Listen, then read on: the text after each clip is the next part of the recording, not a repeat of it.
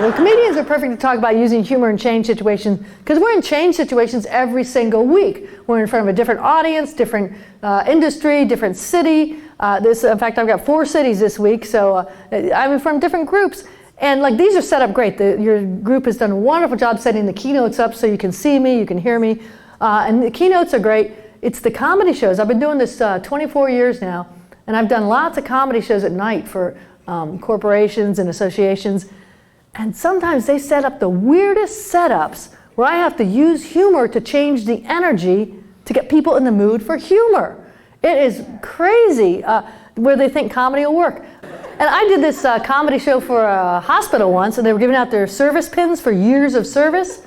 They gave out 292 service pins. And people walked to the stage, got their pin, walked back. 292! I got on stage at midnight. I looked around and I said, I think I got my 5-year pin just sitting here.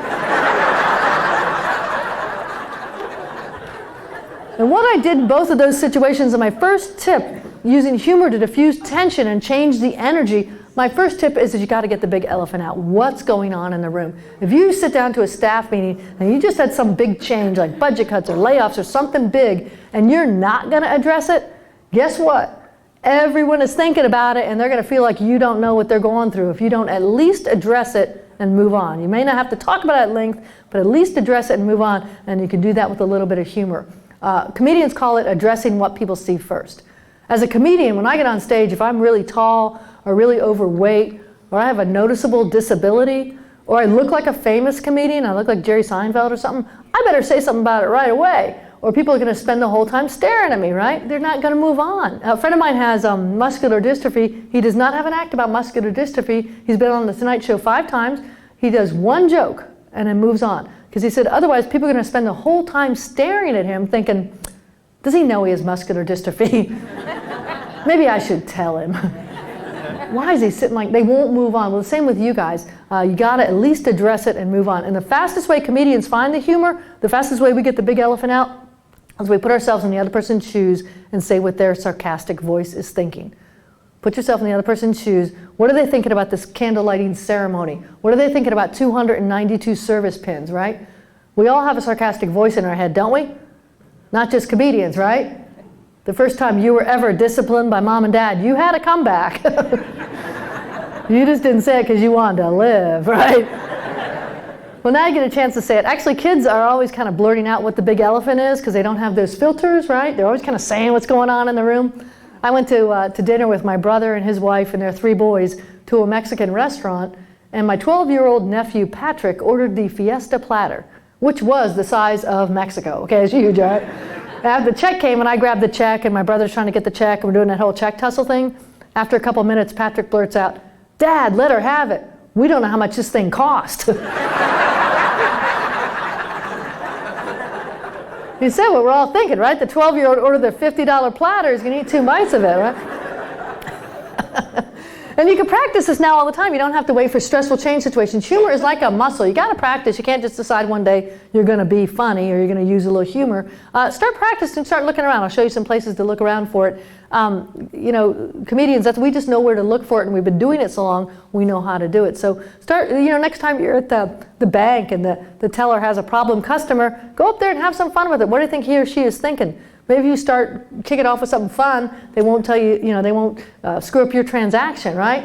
Or you're in the elevator, have some fun there. Everyone's all quiet and staring at the wall, what the heck, Or you call computer services, we get the guy in India, we make fun of them, I bet they're making fun of us, right?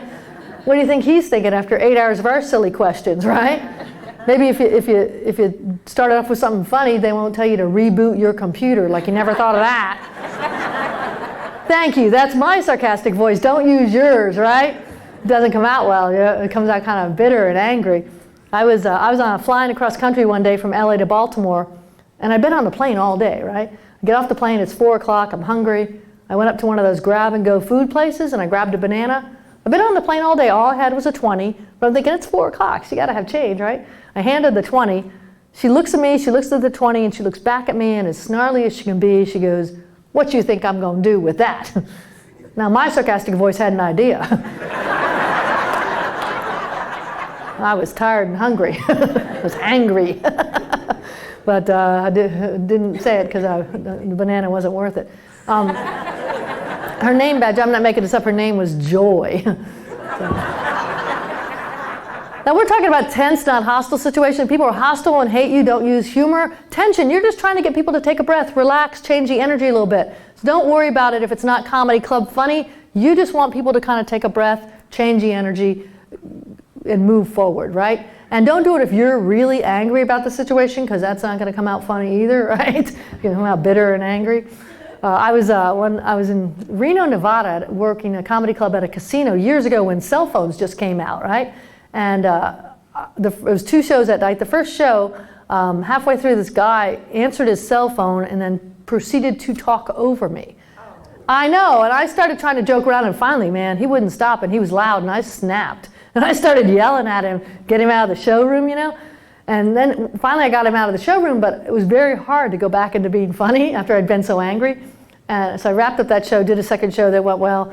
Next day I'm walking across the casino floor, and this group is there like, hey, you're our comedian. I said, oh yeah. They said, you were really funny. I said, oh yeah, what show did you see?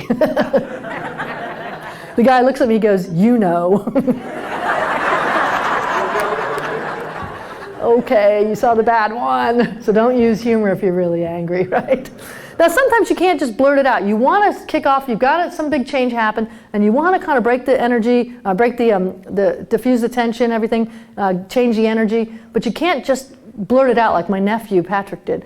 Comedians have a couple tricks we use to get the big elephant out and change the energy. The first thing we'll do is a quick survey. How many people think blah, blah, blah? I've used the survey method a lot when something has happened on stage ahead of me and I can't just go right into my act, all right? I had to use it a couple years ago. I was doing a comedy show for a big corporation. It was right after the Super Bowl, and I guess their CEO had spent his entire Super Bowl Sunday watching the game and then making this really boring analogy between life and the Super Bowl, right? And he went out ahead of me and tried to kind of motivate everybody. You know, and he's like, well, we're on the 50-yard line and we're trying to get to the end zone. It's boring, terrible, everyone's falling asleep and looking at iPhones and stuff. So after about 5 minutes, he knew he was bombing, so he ran off and pushed me out there.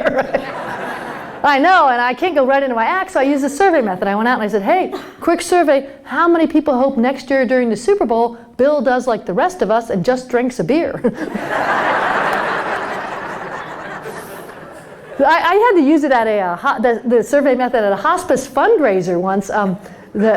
People paid a lot of money to be there, and the nun went out ahead of me and started shaking them all down for more money. She went out and she goes, you know, we are halfway through building the new wing on the hospice, and we are $5 million short. Basically, pony up, everyone, you know. Well, I'm not Catholic, but I know you cannot make fun of the nun, right?